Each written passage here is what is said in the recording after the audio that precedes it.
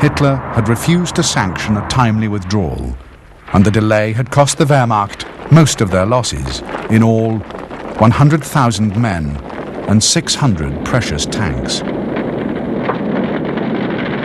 For the German armed forces, the Battle of the Bulge had been a catastrophe. For months, the Western Front had been allocated the bulk of German production of tanks and heavy weapons. Vast numbers had now been expended to no avail. Meanwhile, in the east, the Wehrmacht had been starved of resources. This at a time when the Red Army was stronger and more ably led than at any period in its history.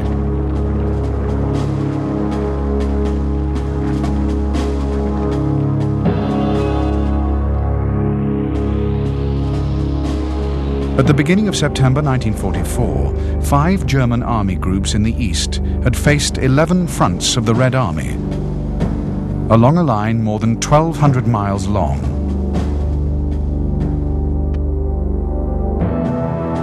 By mid-October, a Soviet drive to clear the Baltic states had left most of Army Group North cut off in the Courland Peninsula, where 20 infantry and 2 armoured divisions would remain trapped until the end of the war.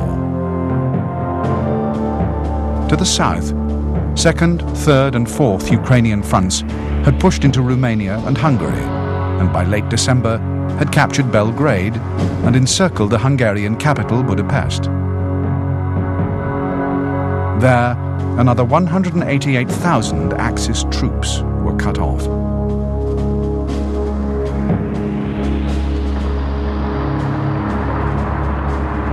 By the close of 1944, the Red Army had expelled the Germans from Soviet territory and had broken the back of the Wehrmacht. One by one, Germany's Axis allies had fallen by the wayside, and although fighting still raged around Budapest, all along the central and northern sectors of the front, Soviet forces had already begun a careful redeployment for the next major offensive.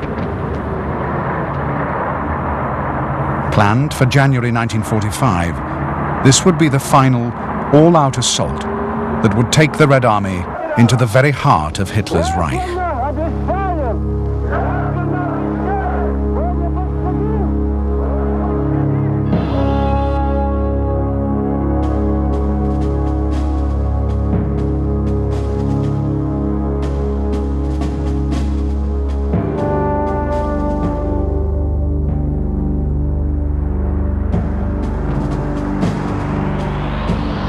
To Joseph Stalin, Berlin was the prize desired above all others.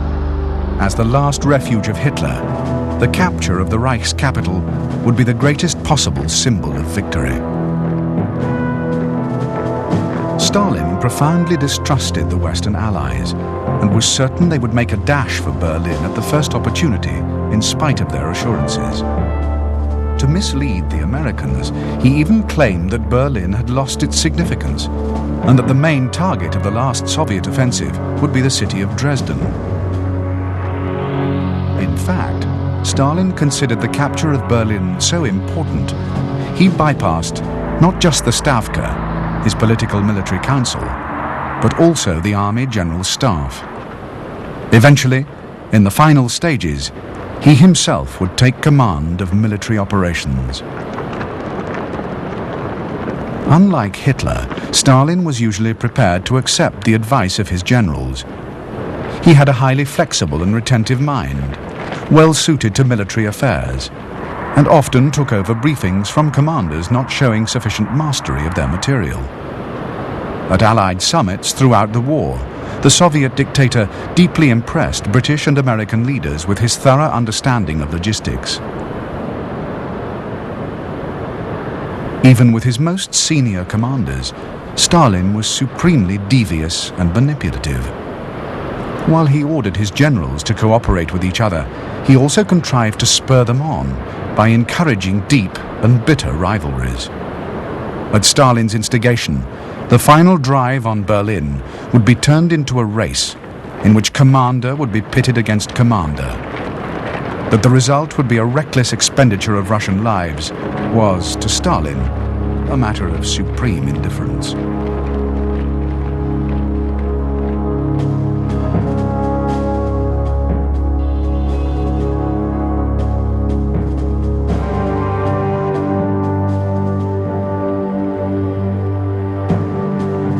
On July the 20th, 1944, a bomb had been planted in the conference room of Adolf Hitler's Wolf's Lair headquarters in East Prussia. The blast had killed 4 men, but by an amazing turn of luck, Hitler had escaped with minor injuries to his legs and arms. Within hours, the first of thousands of arrests had been made. Even before the attempt on his life, Hitler's relationship with his generals had been stormy, but now he became utterly paranoid. Dependent on cocktails of drugs prescribed by his personal physician, Hitler grew increasingly disturbed, unstable, and prone to violent fits of temper. The gulf between the Führer and his generals was now so great that all meaningful communication had virtually ceased.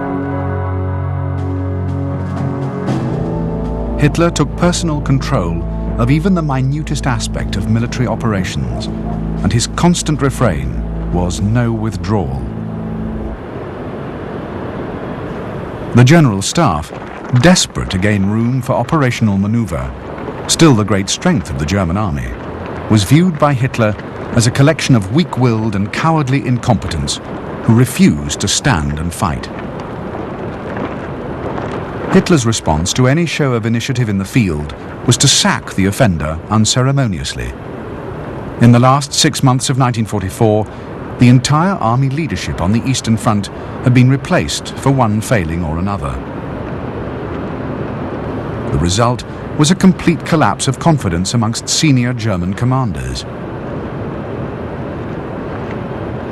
Many resigned, exasperated beyond endurance. The rest could do little more than stand humiliated on the sidelines, while the German armed forces and Germany itself was led to the brink of catastrophe.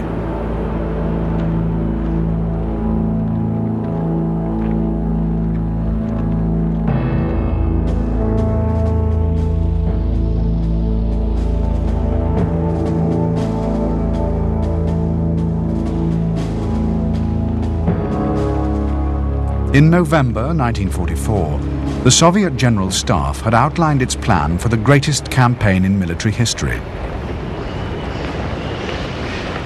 The offensive would span the entire length of the Eastern Front, and fighting would take place in 8 different countries.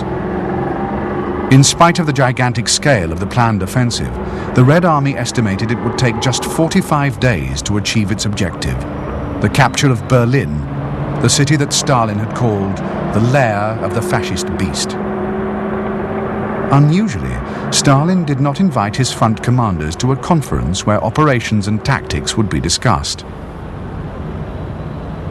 Instead, each was summoned in turn and given his operational area and his objectives. There were to be no arguments and no compromises.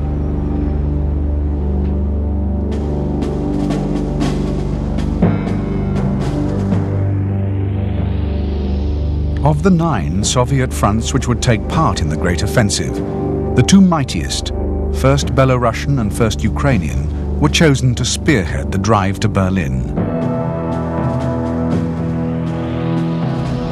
Standing opposite, blocking the path to the German capital, were Army Groups A and Center. To prevent them being reinforced, supporting attacks would be launched on both flanks. To the north, 2nd and 3rd Belarusian fronts would drive towards the East Prussian cities of Königsberg and Marienburg. In the south, 2nd and 3rd Ukrainian fronts would clear Hungary and strike into Austria.